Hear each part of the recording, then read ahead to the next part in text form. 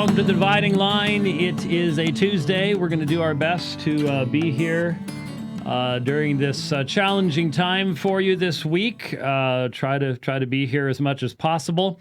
I was honestly looking at the possibility of not being here today, but that did not pan out.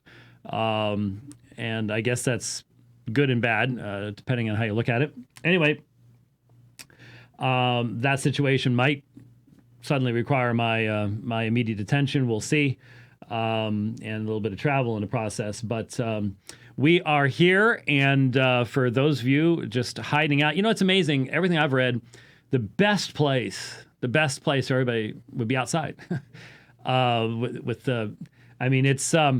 It's March, April here in Phoenix is always not always windy, but that's if you're going to have wind. In the spring, that's when it's going to be. Just yesterday, we had a cold front sweep by north of us, northern part of the state. We didn't get anything down here, but we had beautiful wind. Air is as clean as can be. It's in the mid 70s. It's going to be pushing 80 at the end of the next week. Into the 80s in the middle of next week. And it just seems incredibly unwise that people are cooped up together in small spaces. Not making any sense at all. But that's what's going on. So hey, get out and breathe in the air. This stuff is much more contagious in a small controlled area without wind than it is out in the beautiful outdoors. Yes. So that's pretty quick. I mean, Did you hear about some of the local parks around the country that waived their fees and told people get outside? No, because all the parks around here have closed up. They've shut down the restrooms and go away. So all these people go outside, and then they go, wait a minute, there's too many people in the park. Get out of here. Yeah, you're too close together. Totally crazy. Anyway, that's even impacted my riding outside because I know where all the parks are. So I know where the restrooms are. You do a 100-mile ride, you got to stop a couple times, especially when you're pushing 60 years old. You got to stop a couple times and everything is closed. So me and Zwift I'm crushing out the big numbers right now. I'm literally, before the end of the week, going to do a 100-mile ride with 5,600 feet of climbing in Zwift. So that's inside. I'll try to do it in less than 6 hours, but yeah, would rather do that outside. I'll definitely have the doors and windows open, let the air blow through. But anyway, so wherever you are, we're going to try to lift your spirits and help you out. I want to start with a friend at church posted this text, I think Sunday night after church, actually. And I happened to look at it. His name's Andrew. He's involved with the Cultish program. He and Jerry do a lot of the work on Cultish, if you've seen that webcast. And Andrew has outside of my granddaughters, the cutest little girl in the world named Marley. She's just a doll. And some of you may have seen the picture where Marley and I were giving the benediction a couple Sundays ago, back when you could still get together and stuff.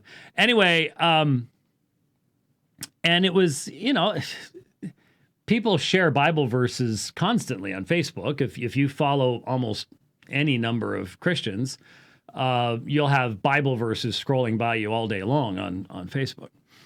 But this one caught my attention too, and obviously it's good to give a context.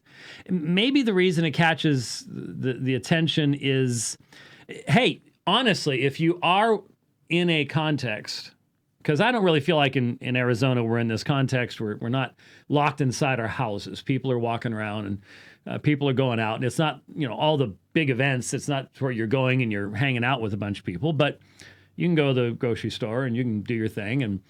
And like I said, the weather is absolutely positively perfect, and being outside is the best possible thing for you.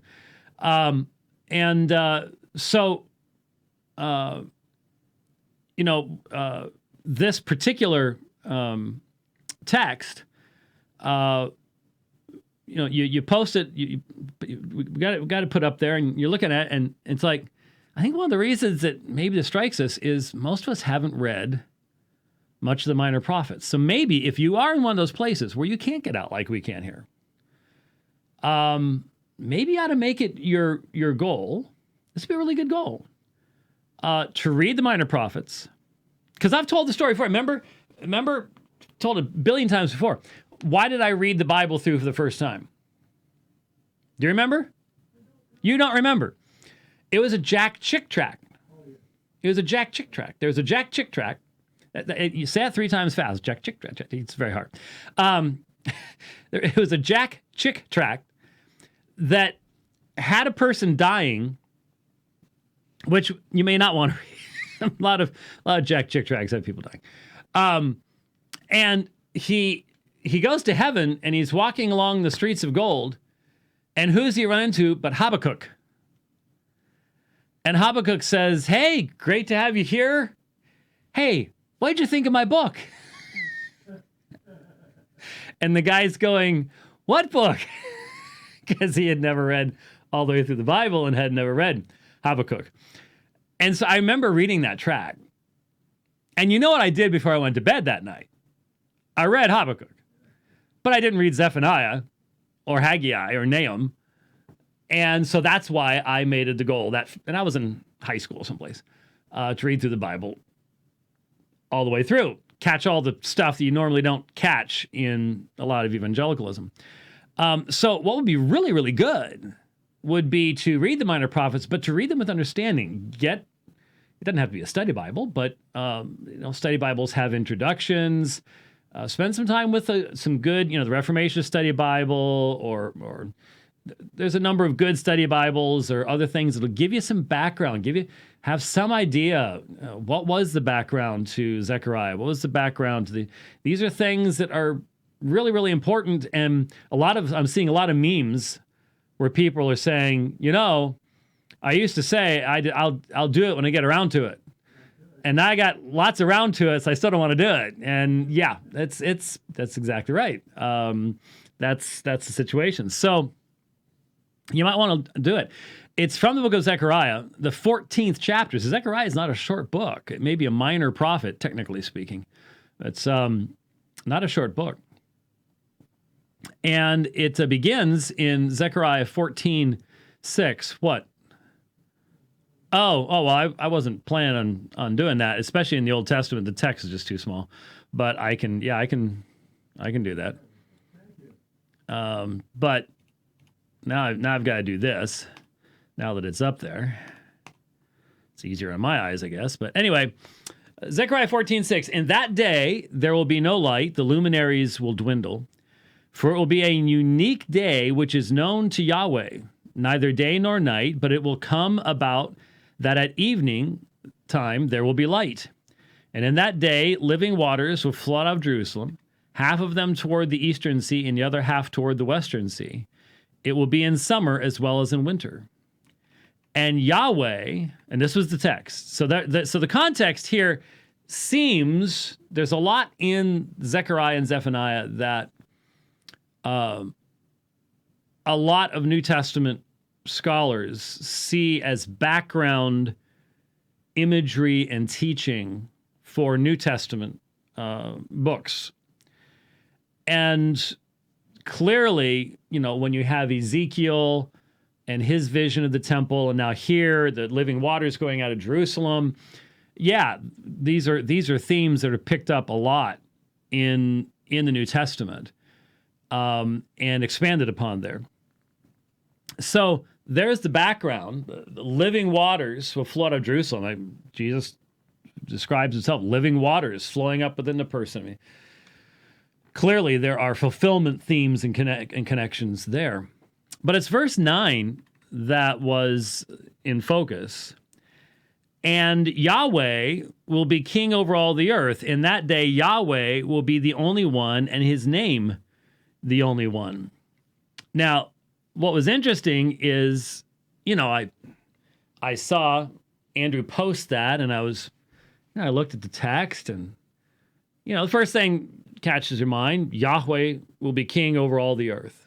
And so you have all the Old Testament the prophecy concepts of the knowledge of Yahweh filling the earth and all the rest of this. And a lot of eschatological perspectives put that all off into a far, far distant future. So that I think that's one of the reasons that a lot of evangelicals don't resonate with what's in the minor prophets is because, well, that's all in the millennium someplace. So I don't really have to worry about it. It's not something that it's not really something I have to think about.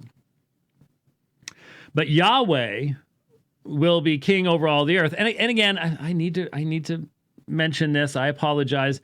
If you're reading the English and you see Lord, you're probably going, well, why do you say Yahweh? Well, it is interesting. Concordance does this for me here. Notice what it's doing. Since each of these are tagged, then you can see, well, I'll just do it this way so you can actually see it.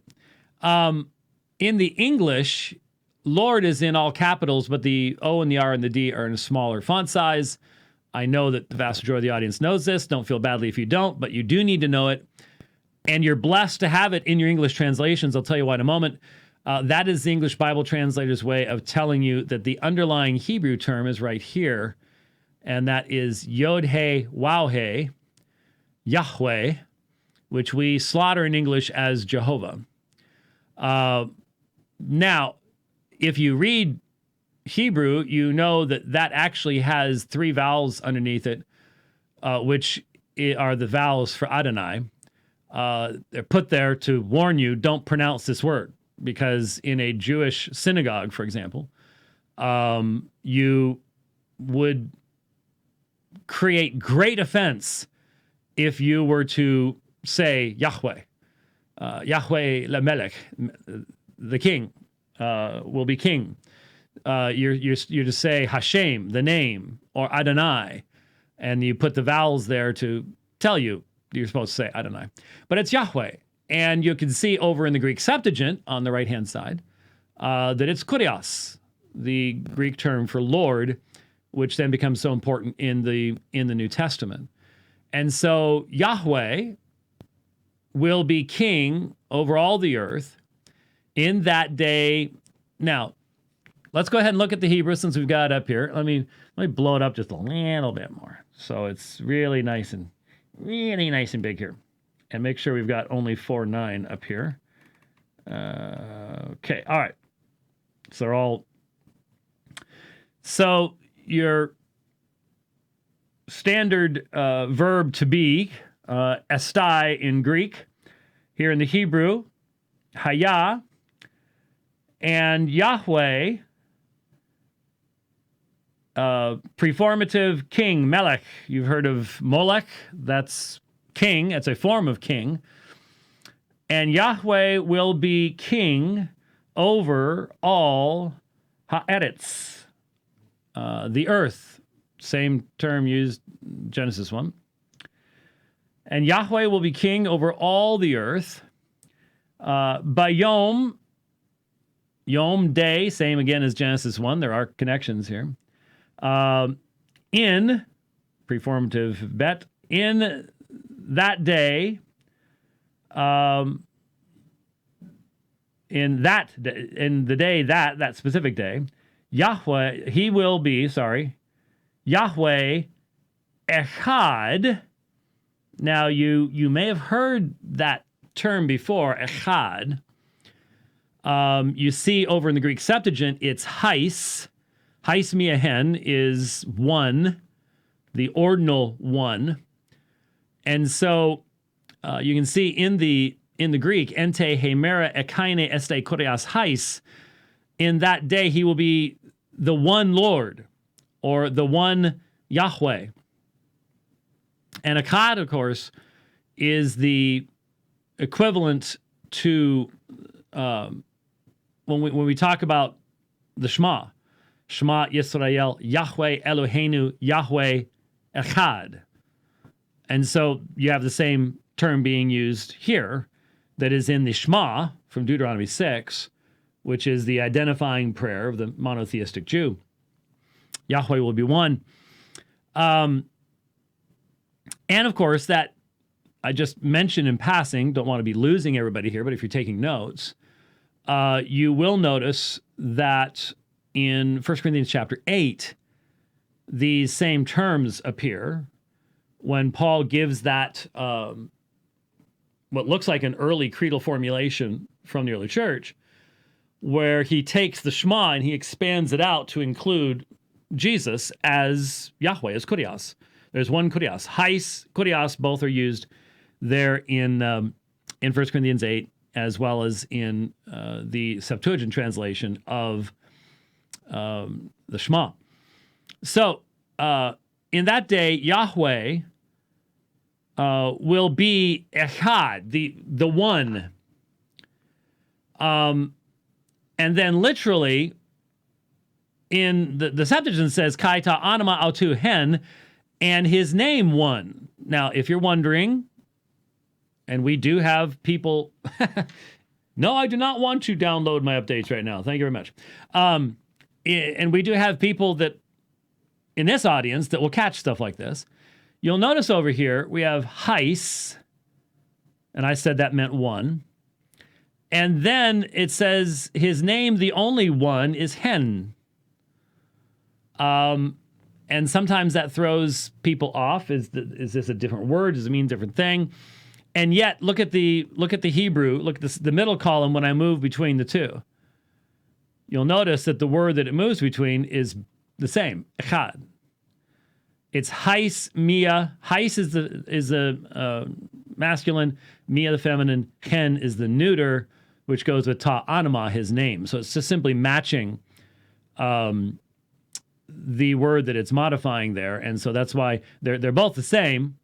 They're just in different forms because name and Kurios is masculine, name is neuter, so they match. So that's just good Greek. But it says, and the name of him one, and you'll notice, look at that. This is interesting. You notice that, and they did a good job here. I'm impressed. It doesn't always work this well. And I hadn't looked at any of this beforehand, by the way. I had not looked at what the linking would do, and that's just happening live as we go along here. But notice that it has the name, and you'll notice it marks 4 words in the Greek Septuagint. And the name of him, and his name. So if it was really consistent over on the English, it would be his name is marked here, but it's probably just going with the Hebrew as the primary linking text here as the original text. But in Hebrew, you only have 2 words. His name, echad, one. And so we have to fill in the meaning or provide other words. And so you'll see in some translations there will be italics used to indicate the added words or something like that. Because in English, we just don't say, and his name one. And in that day, he will be Yahweh one, Kurios Hais, and his name one, Ta'anamanatu Hen. Takes more words in Greek and in English to render the underlying Hebrew, but that's what you have here. And so, what does all that mean? It is seemingly an assertion, not, I think probably what caught Andrew's attention initially was the assertion that Yahweh will be king over all the earth. There will be a recognition of his rulership. And all forms of eschatology affirm that. It's when and how it happens that is different. But all forms of eschatology have to recognize that every knee will bow and every tongue will confess. That is a reality of what we are saying. And because that is a reality of what we are saying, I guess you couldn't have heard that. How'd you hear that? Oh. Because I turned the sound off, so maybe I won't hear it again. Anyway, so that alone would be enough to really give consideration to that it is God's intention that he be known over all the earth, and not simply in the form of rebellion, but in subjugation. Because it's one thing and the Lord will be king over all the earth. What does that mean? It's one thing to say his name will be proclaimed over all the earth. It's another thing that he will function as king over all the earth. Whatever you do with your eschatology, there has to be a fulfillment where Yahweh will be king over all the earth. And in that day, Yahweh Echad. And it's really hard for me to not think that this phrase right here, and I really, honestly, I've been trying to find the color thing. If any of you who work for Accordance listen to the dividing line, help me find the color thing. But Yahweh Echad, that's the end of the Shema. So think about what's being really said here. In that day, Yahweh Echad, the very ending of the Shema that identified all the Jewish people, their confession will be known over all the earth. There will be no more false gods. There will be no more competitors. Yahweh Echad. Only the one true God. No more apologetics. Thanks be. Thanks be. I am not one of those people that goes, well, that'd be a bummer because then I wouldn't get to argue with people anymore. No, not in, that would be wonderful. Yahweh Echad. Yahweh will be the only one. And his name, Echad. So no other names, no other competitors. He will be known. You know, the question really is, do we believe this? And like I said, different eschatologies fit the fulfillment of this in at different times. We get to there with different intervening events, judgments, resurrections, all sorts of things. But it has to be a central aspect of any eschatological position that this is going to take place, that this is a reality. And given that you have fulfilled prophecies in these minor prophets, Zechariah, Zephaniah, and things like that, we have every confidence, we have every reason to be confident that the God who brought those prophecies to fulfillment in ancient times, even though hundreds of years later, can continue to do so down to our day as well.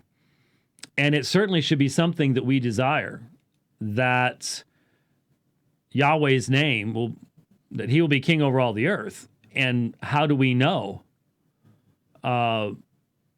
What's the fulfillment of this? Who is King of Kings and Lord of Lords? Well, it's Jesus. It's Jesus. And so we have fulfillment in the New Testament of these things as well. So it's a beautiful text. If you're looking at memorizing some texts in your downtime, this would be certainly an uplifting one to be memorizing at this particular point in time. As we face the difficult days ahead. So I wanted to look at that and talk with you about that. Now, I have been putting off, and I still, especially in regards to a lot of the specifics. But I do want to spend a little time because I've been looking at it's just been building up. Kenneth Wilston is a medical doctor. He practices medicine as a board-certified orthopedic hand surgeon in the United States.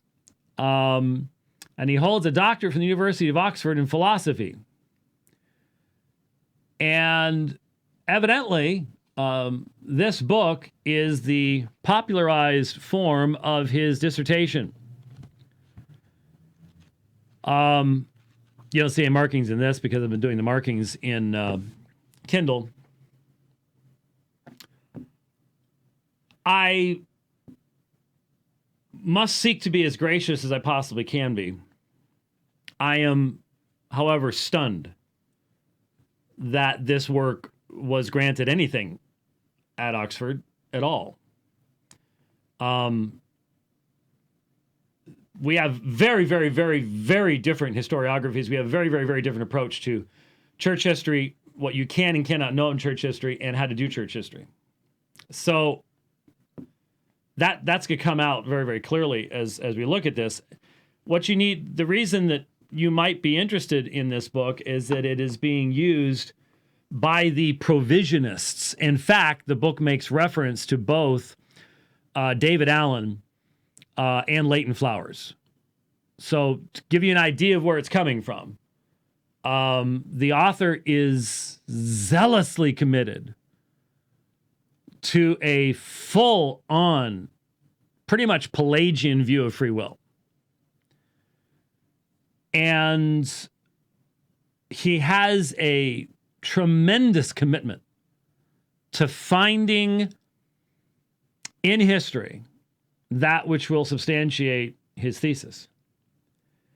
He is horrifically unguarded in his language. I went into the book expecting what you read when you read dissertations. I'm having to read a lot of dissertations right now, because the work that I'm doing in a different field. But there are certain things you avoid when doing a dissertation. You are supposed to be following the research. And so you're guarded in your language in the analysis, in the research analysis and all the way up to the conclusions, because your final argument has to be based upon a fair and impartial analysis of what's come before. There's none of that in this. None. Beginning to end, it is a diatribe. It is specifically, there is no possibility the other side has any merit whatsoever. And therefore, the language is used is incredibly unguarded.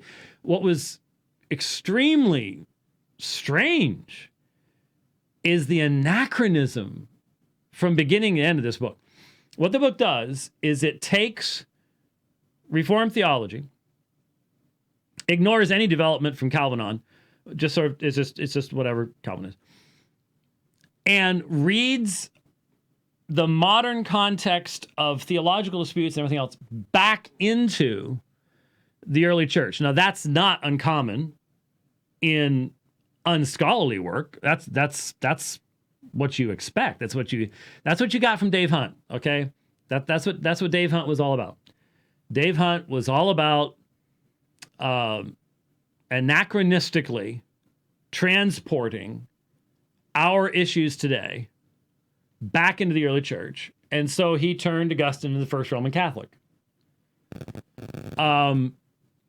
Not realizing that, and not caring that his definition of Roman Catholic today, anyone in Augustine's day wouldn't have even had a clue what in the world he was talking about. It carries so much weight, development, and everything else that. And so when you do historical research, you have to be very, very careful about that. You have to be incredibly concerned about taking language that we use today and finding a parallel in the early church and not realizing there's been so much development in between that to just simply say, this person said this person, therefore, same thing. There is a lot of that kind of simplistic error throughout this book. It just shocked me. I went into this with high expectations. And that's why almost every page in Kindle is got color all over it. Can you believe this? What? Almost every page. It's amazing. It really, really is. But just to give you an idea, I mean, I could have started, I think once before, I actually read some of the introduction to give you an idea. But let me in the conclusion, inspecting the foundation of Augustinian Calvinism. Now, the assumption of the book is that Augustine and Calvin that Calvin slavishly followed Augustine. And there are a couple of quotes he gives from Calvin that out of context sounds like that's what Calvin's saying. In context, they don't. That's what's taken this so long, is that, there's a lot of resources cited. You have to track them all down. And especially right now, that's not always easy to do. A lot of like libraries are closed and stuff like that. But I've tracked a lot of them down, and I've again been stunned. If I have overseen other people's work in various seminaries, I don't know how this got past anybody. I really don't. Somebody was asleep at the switch. Augustinian Calvinists claimed the only person to correctly interpret the Apostle Paul's deterministic scriptures for the first 4 centuries was Augustine. But of course, they omit the Stoics, Gnostics, and Manichaeans who previously interpreted these texts as teaching unilateral determinism. Now, one of the challenges here is that the vast majority of even our audience, and I say that to say that our audience is an unusually well-read audience, really is. But even the vast majority of our audience probably has next to no knowledge of Manichaeanism at all. Right, Rich? I mean, you've lectured on Manichaeanism, right? Manichaeism? Manichaeanism? Manichaeism. I've seen those in the grocery in the department stores. Mannequins. Is that? That's pretty much where most of us are. I looked at the notes from my seminary, and remember, my church history class was awesome. Classes were awesome. My church history professor was awesome, but church history in a general seminary course is an elective. Sometimes it's required. Hopefully, has always been in the past, but isn't so much anymore. Can sometimes be done in a Jan term class, and Manichaeanism was not discussed to any deep length. I mean, I knew who Mani was. My notes did say that he was, born in the early 3rd century, so flourished in that time period. Gnostic influences, Eastern influences, that was about it. So, by the way, if you're really interested in a quick up to speed on it, I was really impressed. This isn't always the place to go, but somebody did their homework, or some group of people did their homework. The article on Manichaeanism on Wikipedia is big and lots of references and not half bad at all. I mean, for Wikipedia, I was impressed. Really was. I mean, nice graphics, and when you study it, because notice he mentioned here, he said, but of course they omit the Stoics, Gnostics, and Manichaeans who previously interpreted these texts as teaching unilateral determinism. So, first of all, anyone who knows anything about Stoics, Gnostics, and Manichaeanism knows that there are differences between each one of these, Manichaeanism is a form of Gnosticism, but with an incredibly wide variety of influences that Mani brought into his self-made religion in the middle of the 3rd century. So in other words, around 250-ish. And he brought in stuff from Zoroastrianism and Buddhism and Gnosticism and Christianity, and it is a massive mismatch. There's all sorts of different Jesuses, and it's just a mishmash of messy stuff. And it does not even begin to share any foundational worldview similarity to anything that could be identified as Christianity. You don't have a single creator God. You do not have anything like that. And so any kind of, for example, the Gnostics, let's take a step back. The Gnostics precede Mani, even though there's continuing development in various forms of Gnosticism during Mani's life as well. But Gnosticism really begins flourishing about 100 years before Manichaeism does, and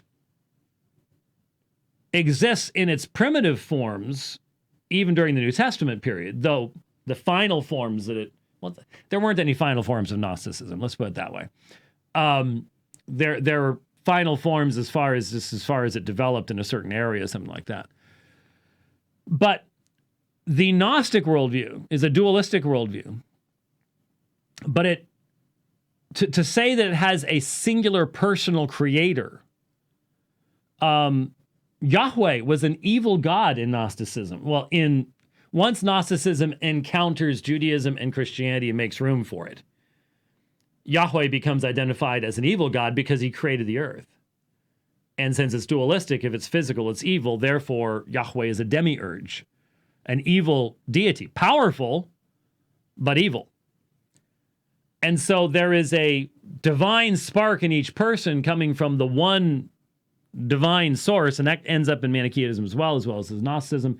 But how you access that, exactly what that means, depends on how it's fleshed out in the various Gnostic groups, and Mani even changes his own view over time on that. The point is this: none of them are based upon a monotheistic worldview. None of them are based upon the prophets and apostles. None of them are based upon grammatical historical interpretation of New Testament texts. None of that matters to Ken Wilson. As long as you can draw a parallel, as long as the Gnostics, because see, the mystery religions, one aspect of certain of the mystery religions, notice how I try to always leave open the reality that there were many manifestations of these religions in many differing ways, and there is no one Gnosticism, there is no one Manichaeism, because even Mani changed his own beliefs over his own lifetime. Some people ran with one thing, some people ran with another thing.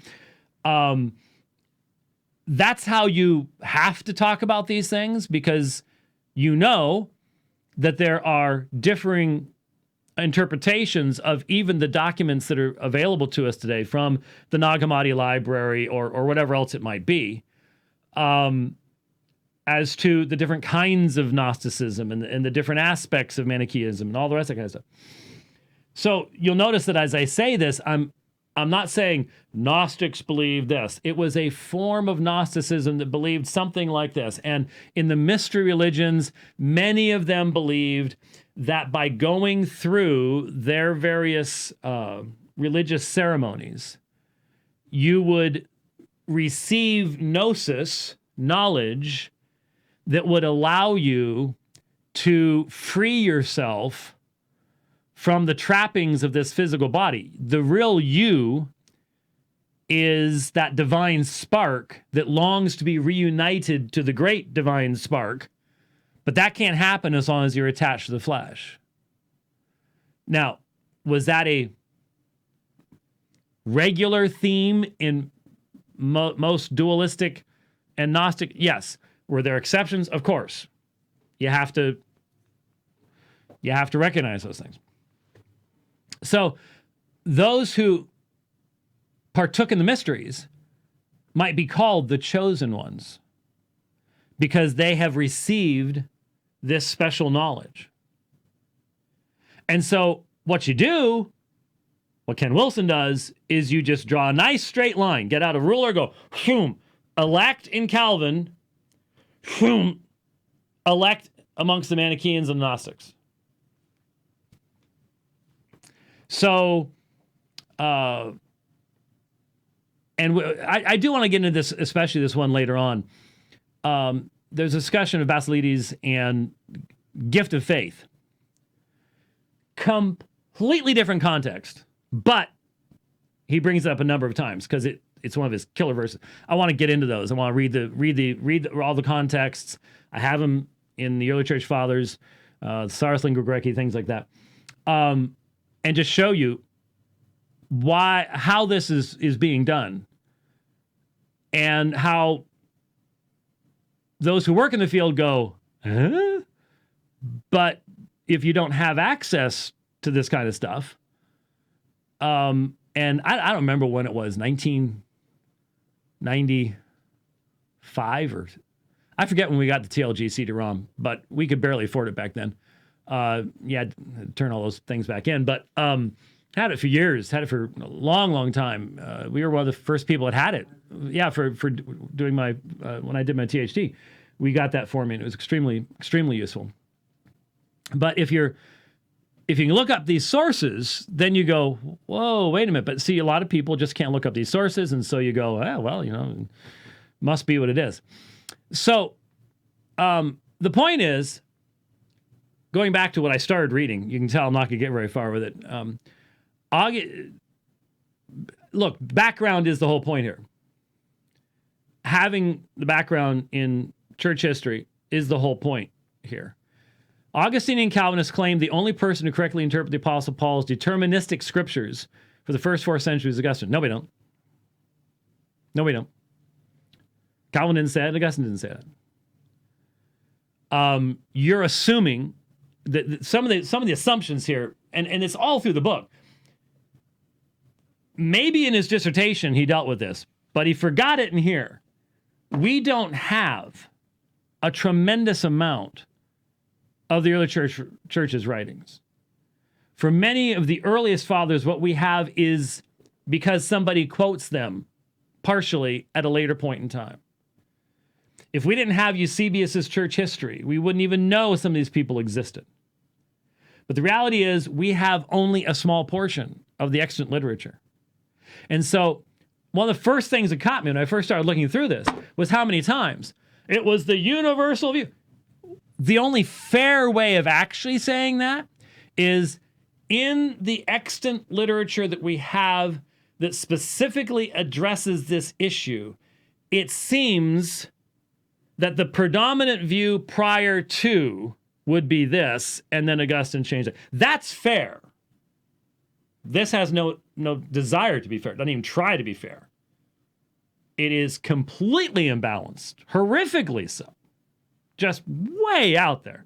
That's what again, I was just like, what's going on here? So I would argue that the Epistle to Dionysius, we call it Mathetes, and Mathetes means a disciple. It's this guy who wrote to Dionysius. There's good evidence, fragmentary. Seems to me that he has the same view of the elect. Clement of Rome talks about the elect all the time. Are you telling me Clement of Rome was a proto-Gnostic? No, I don't think so. His doctrine seems to go along those same lines. But these are not the primary topics that the early church writers were addressing either. They had other topics that they were addressing, other things that they were focused upon, primarily theological and Christological issues. As I've pointed out, I don't know how many times in this program, it takes to the 4th century before we have a full-length treatise on the atonement. And there aren't too many people alive today that would actually agree with everything even that said, in light of all the different theories of the atonement that you can parse out of Tertullian and Irenaeus and the recapitulation theory and all this type of stuff. So making the first centuries the theological standard. That's the other thing is like, yeah, I'm used to the fact that the Roman Catholics do that. You're not a Roman Catholic, so I'm not sure where in the world you're going on this. But that's the type of thing that happens. So Augustinian Calvinists claim that Augustine, in his dispute with Pelagius, provided important and insightful interpretations of key soteriological texts that have been demonstrated to be consistently true based upon the hermeneutics of the grammatical historical interpretation of the original languages of Scripture, even though Augustine had limited access to the original languages of Scripture. And when he was in error, it was primarily due to his reliance upon the Latin Vulgate. Well, not the Vulgate, but the Latin. The Vulgate is translated during his lifetime by Jerome, but the Latin tradition. See, that's a completely different statement. And that kind of careful, accurate statement that takes in consideration a wide amount of information is never found in here. There just aren't any of them there. Everything in here is just pedal to the metal, full, I have a thesis, and I'm going to cram it into history, and I'm going to put it out there, and that's just all there is to it. So, well, as far as its abuse of history, yes. Yeah, very much so. So when he argues that the Stoics, Gnostics, and Manichaeans had previously interpreted this text as teaching unilateral determinism, what they meant, what Augustine meant, are two different things. And to confuse them just means you are a very, very, very, very theologically confused person. Two different things. Two different contexts, two different meanings. And then to assume that there is a straight line that just simply goes Augustine, Calvin, and Calvin's just sitting there going, whatever you say. That's not what he did. You can pretend that. I know the quote. Go ahead. You guys I read it. You go ahead and repeat the quote. I'll take it apart when I get to it. Just be ready. Already looked it up. Yeah, I know that Calvin said he could write his confession of faith out of what Augustine said. Look at the first few pages before that, little context thing. How many of you, I wonder, in that group, they're just going, oh, I know. How many of you read the pages before that? How many of you looked it up? How many of you found it online? How many of you did your homework? That's the question. I continue. Somehow, Calvinists purport only Augustine, baptized in highly deterministic Stoicism, Neoplatonism, and Gnostic Manichaeism, got it right. In their view, every one of over 50 early church fathers got it wrong on human freedom of choice. Again, I stop again. So what's he assuming? That he knows even though there are not 50 early church fathers that wrote a book on the subject, he is assuming, based upon what fragmentary material we have left, that he can come up with a universal perspective. So from fragmentary stuff, and many of these early church fathers did not address this in the fragments we have. How do you know what they believed? You don't know that. You don't know that. Please. This is not how you respect church history. This is not how you do church history. Astonishing. Anyway, in their view, even Augustine himself admitted that he had tried but failed to continue in the essential and unanimous Christian doctrine of free will throughout the first 4 centuries.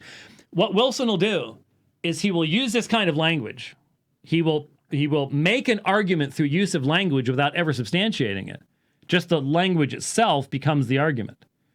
So then he at least provides the quote. What is that what Augustine said? Did Augustine identify unanimous Christian doctrine of free will throughout the first 4 centuries? Here's the quote. In the solution of this question, I struggled in behalf of free choice of the will, but the grace of God won out. That's the quote. That's the quote. And now, how is this relevant to today?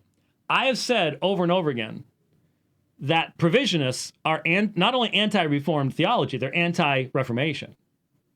They are on Rome's side. In the nature of the will, they are not just in the Tiber River, they have put their rope around the dock over on the other side of the Tiber River.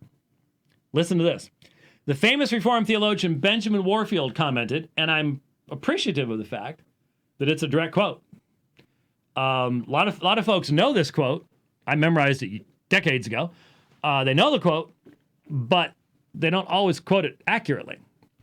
The Reformation, inwardly considered, was just the ultimate triumph of Augustine's doctrine of grace. It actually continues over Augustine's doctrine of the church. I don't know why that part wasn't quoted.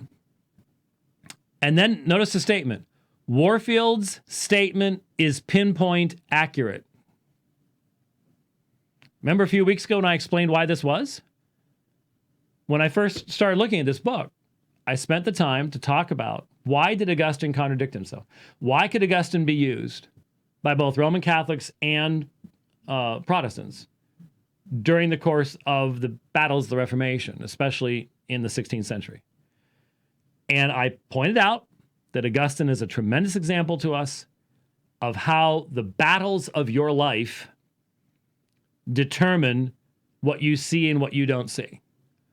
And the two great battles that Augustine fought, first part of his ministry, the Donatist controversy, a schism and a division in the church, a schism over the concept of the sacraments, ex opera operato, ex opera operanti, the Donatist ex opera operanti, that the state of grace, the spiritual purity of the person performing the sacrament determined the sacrament's efficacy. Therefore, they didn't follow the Catholic chain of succession in the bishopric because they alleged that one of the people involved in the setting apart of a particular bishop was an apostate, a traitor, a traditor, had given up the scriptures under the Roman persecution. So Augustine develops ex opera operato. It is by the functioning of the sacrament, not the person performing it, which remains Roman Catholic theology to this day. That remains Roman Catholic theology to this day. And that was part and parcel of that. That's what defined the beginning of Augustine's ministry. And so that's what he's focused upon. The end of his ministry is focused upon his struggles with Pelagius and all the related political struggles. Remember the battle with Zosimus and the North African bishops standing firm against Pelagius, even when the Pope in Rome is sort of going, well, I'm not sure Pelagius is all that bad. And then the North African bishops are saying, yes, he is. And that's where the Rome has spoken, the case is closed error came from. Remember that? Came up in the debate with Peter Stravinskas. Oh my goodness. You know what? 20-year anniversary for the Stravinskas debate next year. We got to do something about that. We got to do something. We're old. Are you just telling me we're not going to remember it next year? It's going to get right on by. Yeah, we need to look up the date of when that was because I can guarantee you to this very day, Peter Stravinskas really, really, really dislikes me. Look it up in your little gizmo. Yeah, look it up in your gizmo. That's right. Yeah. That was May 24th, 2001. May 24th, 2001. We need to put that on the calendar. That sometime the week before that, we need to have a Peter Stravinskas Memorial Day for that particular one. Anyway, the Warfield statement is exactly correct. This is why there was a contradiction in Augustine. That's what Warfield is saying, is Warfield's doctrine of the church and Warfield's doctrine of grace are contradictory to one another because of the two great battles that he fought. Augustine, what did I say? Oh. I said Warfield is right that Augustine's doctrine of the church is different than his doctrine of grace. And so notice what Wilson then says. Warfield's statement is pinpoint accurate, but unfortunately, Due to Luther's and Calvin's reliance upon Augustine, the unmerited grace of the Christian God did not triumph. In Augustinian Calvinism, parenthesis reformed, parenthesis closed, theology, it was the radicalized grace of the Manichaean God that triumphed. So the Reformation had a different God. That's not Ken Wilson's conclusion based upon his studies. That's where he started, and that is plainly seen here. Plainly seen here. I don't know how any dissertation advisor, any Dr. Votter, did not see that, because it's so obvious. It's so plain. And it has to be challenged right from the start. So, hear what's being said. The Reformation proclaimed a Gnostic God. That's Ken Wilson's conclusion. Now, we will discover he failed horrifically to substantiate that. And the forms of argumentation are stunningly bad, but that's what's being said. Augustine was the father of tulip. Now, I've had so many non-reformed people argue that not even Calvin believed tulip in the fullest sense. Tulip is obviously us looking back and formulating Calvin's theology, or at least the theology of the next generation. But Augustine was the father of tulip. Total depravity, total inability to respond to God. That's not what Augustine said, and that's not what Calvinism says. And if you don't know that, then you're not even listening. You're not even doing the first bit of attempting to honestly deal with this issue. That's not what we believe. Total inability to respond positively in repentance and faith to God? Yes. But all mankind responds to God in many different ways. One of the most famous statements that Calvin ever made is a meme that is all over Facebook and Twitter. What do you say? What do you say about the human heart? The human heart is a constant factory of idols. It's a constant factory of idols. And he was right. But what does that mean? That means the heart responds to God in rebellion, in the creation of idols. Total depravity does not mean an inability to respond to God.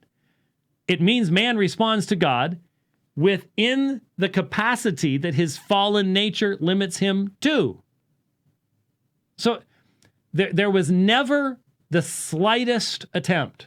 And look, been doing this a few years, folks. I have encountered over my years many people in this spectrum of you that simply will not accurately represent Reformed theology because they detest it with a visceral detestation.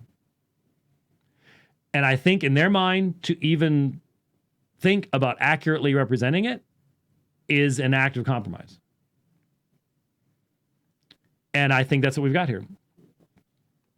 Unconditional election, Gnostic, Stoic, Gnostic, Manichaean, and then he came up with this DUPIED, D-U-P-I-E-D, as an acronym for unconditional predestination of individuals to eternal damnation. Limited atonement, Christ died only for the elect. Irresistible grace, ready for what that means? Violent Manichaean grace. Yeah, that's what regeneration means. Violent Manichaean grace. And the gift of perseverance, invented by Augustine to explain the extreme differences in how persons live their lives following salvific infant baptism. Now, the Dr. Wilson's understanding of the incredibly complex field of baptism in the early church is astonishingly shallow. astonishingly shallow. I mean, when I was listening to him talking about Augustine trying to come up with an understanding of how to believe in the elect, but still go with the preceding traditions that were his, and I was like, really? Wow. Just really, really bad. Interesting discussion. But think about it. What you're actually being told. Think of all the sermons you've heard out of John chapter 6, John chapter 10, John chapter 17, Philippians chapter 1, Ephesians chapter 2, on the subject of the perseverance of the saints. Had nothing to do with what any of those texts said. It was all because of Manny, the guy who made a mishmash of Buddhism, Zoroastrianism, Gnosticism, Judaism, and Christianity. Yeah, that's where it actually came from. No one has ever exegeted these texts, honestly. We just, no one exegeted. All the decades that I've spent going through this explanation, that explanation of John 6, in my debate with Leighton, I wasn't standing there reading Romans 9, translating it and exegeting it. No, I wasn't doing that. I had Manny's notes in front of me. That's what it was. Y'all need to know that that's all that. So, yeah, we just mindlessly follow what somebody else said, what Manny said, even though most of us have never read a single word that Manny ever said. But we still. Now, I'm not saying, don't hear me wrong. All of us, our traditions, have been impacted by those who've come before us. But this kind of simplistic, straight line stuff is simply absurd. I mean, any serious historian knows that after Augustine, even as soon as Gottschalk, you already have development. There's already a change in context. So no matter what, by the time you get post-Renaissance and you put Augustine's interpretations into the context of post-Erasmian, New Testament's available, Old Testament's available, Latin is being rejected as the primary source, you're now dealing with that makes a straight line laughably silly and simplistic and erroneous. That's why nobody believes it. No one should believe it. Therefore, modern Calvinism in these deterministic distinctives has more in common with ancient philosophies and religious heresies than with early Christianity. An objective evaluation of the facts cannot avoid this startling conclusion. Here's my assertion. That's the conclusion that Dr. Wilson started with, and not shockingly, therefore ended with. As we will see, as we have time in the midst of lots of important other stuff, to document this kind of stuff, to dig into the citations. This is what happens when you have a monomaniacal focus. I have a thesis, and that thesis is man's free will must be defended, and therefore, I'm going to find a way to do it. And we have encountered so many different ways in which that has been done down through the years. So many different ways.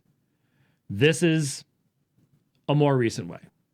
Through, unfortunately, the utilization of historical documents and resources that most people simply don't have sitting in their library, or don't know necessarily how to find in some of the resources where you can find them. I mean, CCEL has some of these things. Some of the books and articles are available, but many of them are not available unless you have access to a research library. And so checking all the sources can be somewhat difficult. But we will definitely be looking at some of these and going, you see, the source actually didn't say that. Now, I know what someone's going to say. You just need to read the dissertation. Look, I've looked at, what was it, $95 or something like that? Here's my thesis. If you can't take your dissertation and summarize it accurately in a book of that length, you shouldn't have written it in the first place. Shouldn't have written it in the first place. So if this ain't accurate, if this ain't good enough, I'm not faulting it. I'm not faulting it for what it doesn't contain. I'm faulting it for what it does. For the citations it actually does provide. That's the issue there. Real quickly here. Yeah, I'm going to just read you one more. This is from the conclusion. This is the next paragraph. Because current Calvinist deterministic interpretations of scripture passages are interpretations brought into Christianity through Augustine's Manichaean past. Excuse me.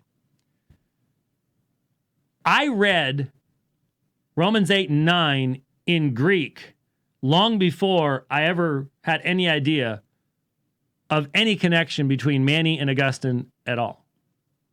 So, did you even try to demonstrate? I don't get the feeling that Dr. Wilson can engage these texts. I really don't. I could be wrong. I just did not get that feeling. So to say that you can bring entire interpretations, are you seriously saying that, well, Dr. Allen was quoting from what primary commentaries on Romans when we responded to him? Douglas Moo, a little bit from Murray, and Tom Schreiner.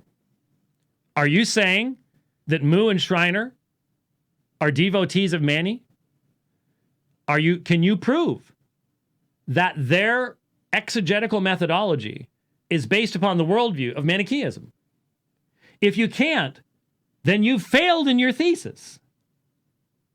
And that is a fundamental refutation of your position. If any meaningful interpretation of these texts yields the conclusions that we have presented, and that your side has been noticeably conspicuous for badly not being able to defend against, then that statement is absurd. Calvinism leans upon Manichaean interpretations of key scriptures. That is an absurdity. I'll quote it again. Calvinism leans upon Manichaean interpretations of key scriptures. I'll say it again. Absurdity. Calvinism lacks a solid historical and biblical foundation within early Christianity. It rests upon unstable sand of ancient heretical and pagan doctrines. For these reasons, the tiny foundation upholding the impressively logical structure of Augustinian Calvinism should be pronounced unstable and condemned as unsafe. Can you see why I was expecting, we've got a Oxford dissertation. That means it will have these commitments to scholarship, language, care, balance. None of that. Now, maybe that was all it was in the dissertation. Got all sucked out before it got in here. Because it's not in there. It's not in there anyway. Yes, sir.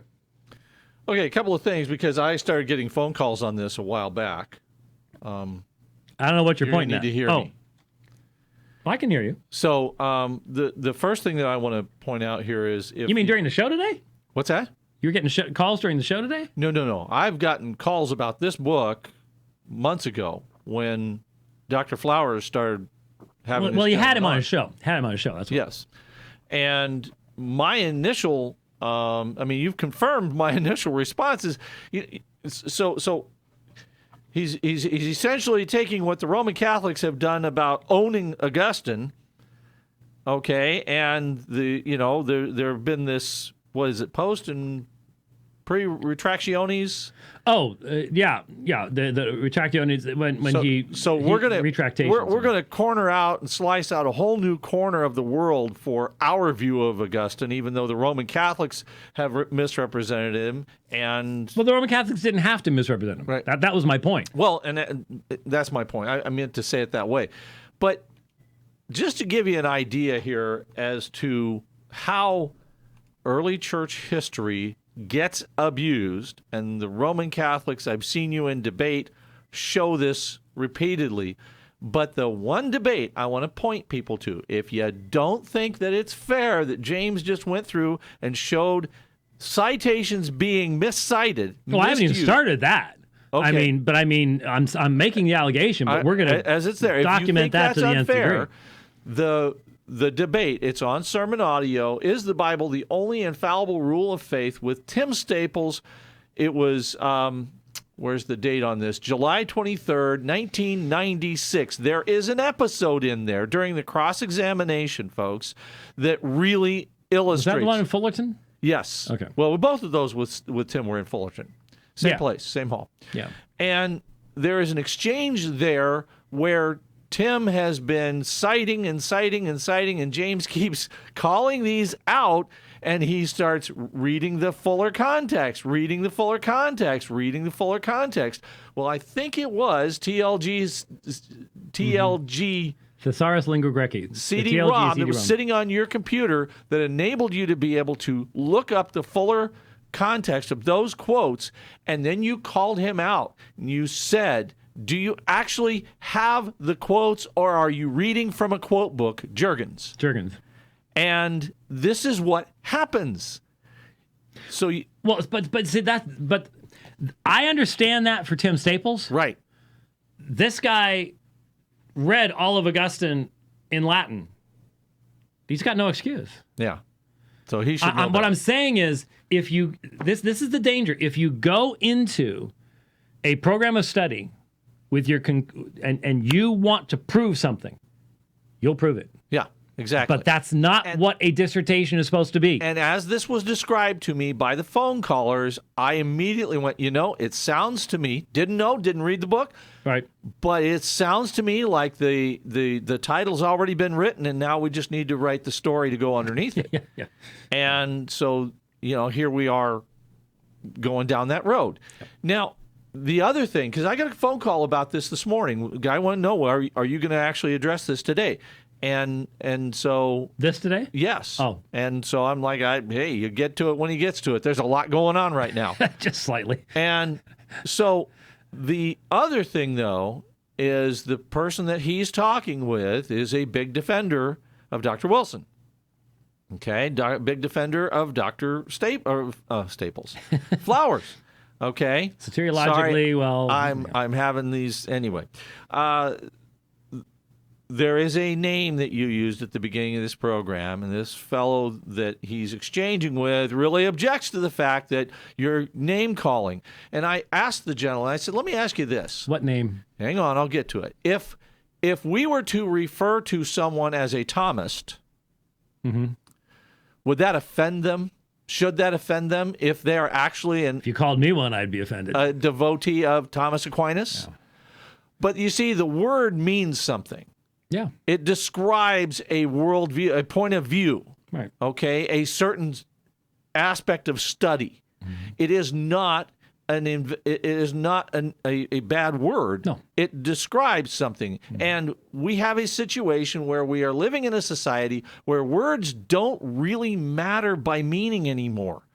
Instead, it's, well, how dare you that insult me like that, or how dare you this, that, and the other thing.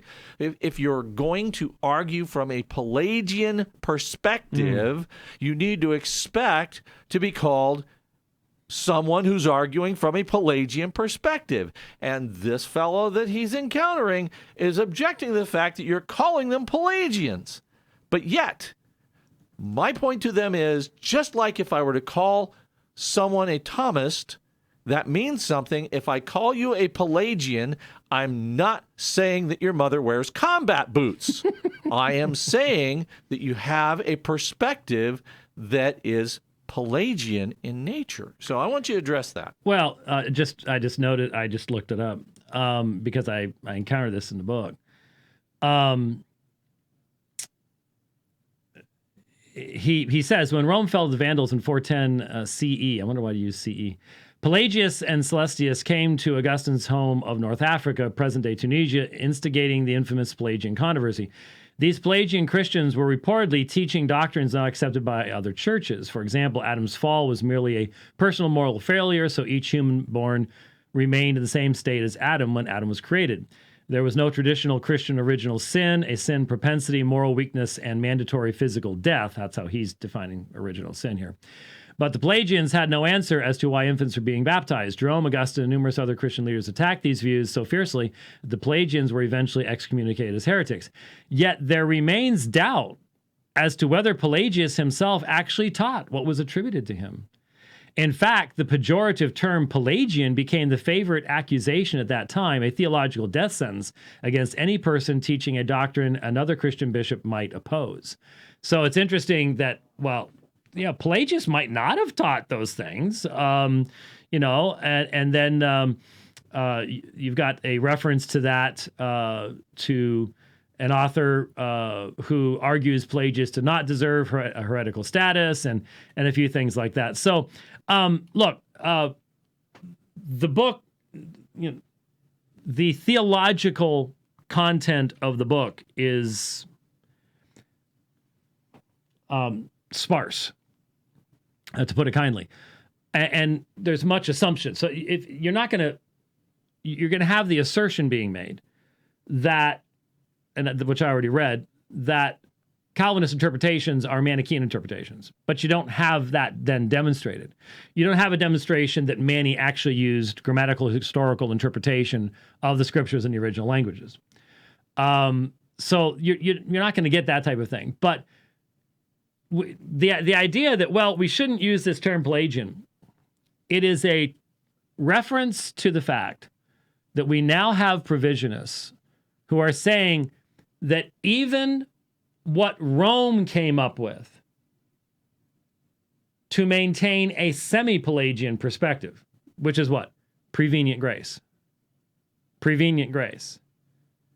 The idea that there is this, never mentioned in the Bible, but prevenient grace that brings everybody to a moral neutral point, so then they can make a free choice. The provisionists are saying that's not needed. That man in and of himself has the capacity without grace. Oh, they say, but the gospel is the grace. But in other words, there is no necessity of a supernatural power. Everybody believes that God had to create the world. So, duh. But the excuse that the provisionists are using is that, well, yes, we're affirming that the gospel comes about by graciousness. God didn't have to give us the gospel. But that you possess the power in and of yourself to embrace that gospel without prevenient grace, without any supernatural grace actually impacting you. That's the issue. That's where the issue lies. And what I've been saying now for about a year is just let them keep going. They're going to get bolder and bolder and clearer the farther they go down this path. As they are pushed, because they're promoting their views, they're putting their stuff out there. As they do that, they're going to be pushed to go farther and farther and farther down this road. All you got to do is compare them 3 years ago to where they are now. And you will see that that's exactly what's going on. That's exactly what's going on. So anyway, I just want people to understand where this is coming from. As far as the conclusions are also in the introduction. This is not the thesis that the facts demonstrate. This is the thesis that determines what facts Dr. Wilson will look at. And that's not how it's supposed to be done. And I say that as a person who, working on CBGM and the papyri, I'm a little bit stalled right now because my data set could increase by 55% any day. I'm not sure if this current pandemic's slowing that down, but I don't want to come to conclusions when my data set could expand by 55%. So I'm in a little bit of, so I'm just doing side reading and stuff like that.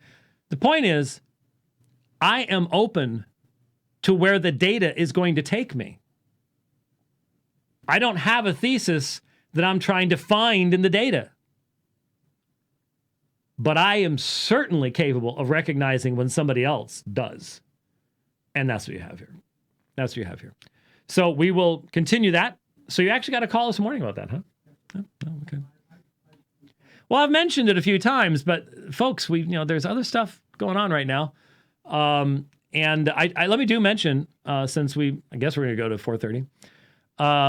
My contest in the adherent apologetics bracket has completed.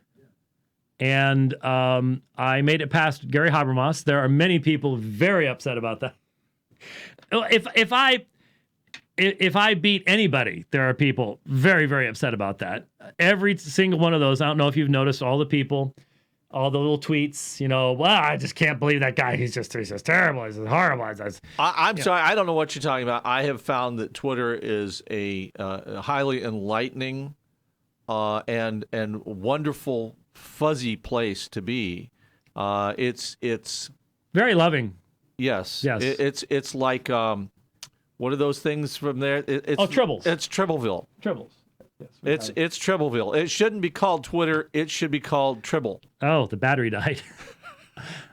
Either that or this is the one with the bomb in it. I'm not sure which. Only you Trekkies know that one. But not so much. Yes, Twitter is filled with tribbles. It's just a wonderful place where everyone gets along. It's love and graciousness everywhere. Yes, absolutely, absolutely. But anyway, the point of that is, man, that font is small. Wow. I can't even find it. I'm in a really tough bracket. Really, really tough bracket. So Michael Brown took out Mike Winger. Yeah, and you've got Bill Craig next. I've got Bill Craig. I know. I've got Bill Craig next. So, yeah, there it is. James White versus William Lane Craig. Right. And so this audience, have you ever seen William Lane Craig with a tribble? You've never seen William Lane. I would bet William Lane Craig doesn't know what a tribble is. That's the horrible part about it all. And doesn't that tell you how you should vote on this? Free tribbles for all if you vote for me. No.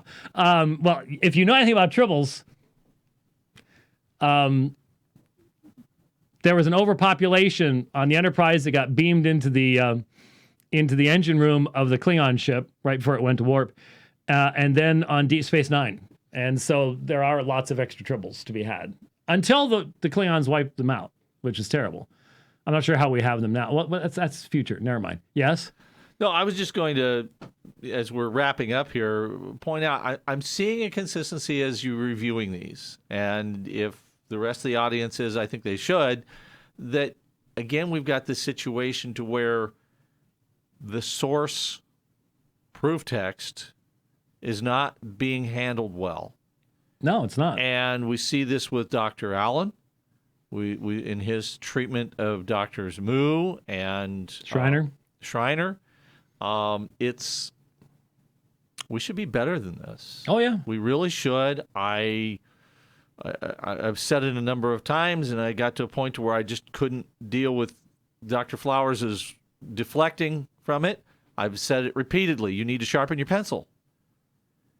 If you did this kind of work in business, you wouldn't be in business. You wouldn't. Well, let's not talk about business right now. Not right now, no. But the point is, we should be better than this. We should desire the truth, and we should pursue the truth. And we should pursue it as we would pursue excellence. And, I'm... Well, we got started. problem. We got started. It's going to take. I spent a couple hours one night just on one citation, because that's how long it takes to look everything up, and so we'll do that. We will go that direction, and we will help people out. But obviously, there's lots of other things to be talking about. I know that's a little bit of an in-depth subject. Just one last thing here. So in my bracket, I cannot read one of them, but Michael Brown is going up against somebody. I can't see who it is. It's just, the font is just like a 1. But if I can get past William Lane Craig, and Michael gets past whoever it is he's going up against, which I can't see, then it'll be me versus Michael. I think if that happens, then he needs to, in that 2-day time period, I need to be on the line of fire, and he needs to be on the dividing line. I think we could have some fun with that. But you got to vote if you're going to get us through, and only then do I can get into the final 4. And Jeff's down in the bottom over here. Jeff's gotten through too, and I'm trying to find where he is, but man, it is just so small that I can't find it. But we could now wait a minute. Man, I wish I would get big, but it can't. There he is. Yeah, so he's on my side. So we would meet. We would meet in the final 4. We'd be the step before the championship if he made it through his side. But he's up against Mike Licona, and I think he's winning 75-25. So he's got a good shot. He's got a much easier bracket than I do. He does. It's a fact. He's got a much easier bracket than I do. But that's okay. So, in fact, did you notice that last competition? Me versus Habermas and Jeff versus Licona. I have the relationship to Jeff that Habermas has to Licona. So that was rather interesting. He saw that. So yeah. So there's a shot. And I'm not sure who's coming out of the other side. Ravi Zacharias is over there, and Frank Turk is over there. John Lennox is over there. Now Turk's up against Lennox. So who knows? We'll see. But isn't it strange? This is the only exciting bracket in March in the United States. I mean, the Olympics put off to 2021. Who saw this coming? Well, actually, a lot of people did. Yeah, pretty much. I'm leaving this down here because it needs new batteries. Who knew that triples needed AA batteries? I'm not sure if we have any down here anyways, but I'll try to resuscitate the triple because my impersonation's not all that good. So Adherent Apologetics on Twitter. Get on there and help us get past the next round. There we go. See, Glenn Hendrickson just posted the triples landing on Kirk, which is one of my favorite scenes in all of Star Trek. It is great. Yeah, see, and Lisa Park. Favorite quotes from the Dividing Line today. Have you ever seen William Lane Craig with a triple? You haven't, have you? Free triples for all if you vote for me. So I've got the geek vote now, but I'm not sure that's going to be enough. So we'll see. I mean, Jeff will help me. We've got to get Apologia Radio folks, and we've got everybody in to get past William Lane Craig. Then it gets really interesting if he gets through at the same time, because then if I can get past Michael, then it's me versus Jeff or something. Then it'll get crazy. It'll get absolutely insane. So anyways, thanks for watching the program today. My plan is to be back tomorrow. So we will be there for you in the midst of your isolation. I'm not planning on doing this tomorrow. So if you're going, oh, please, I've had enough of Manichaeanism for the day. Gotcha. We'll have some other stuff to do and maybe some calls and a few things like that. So we'll see you tomorrow. Thanks for watching. God bless.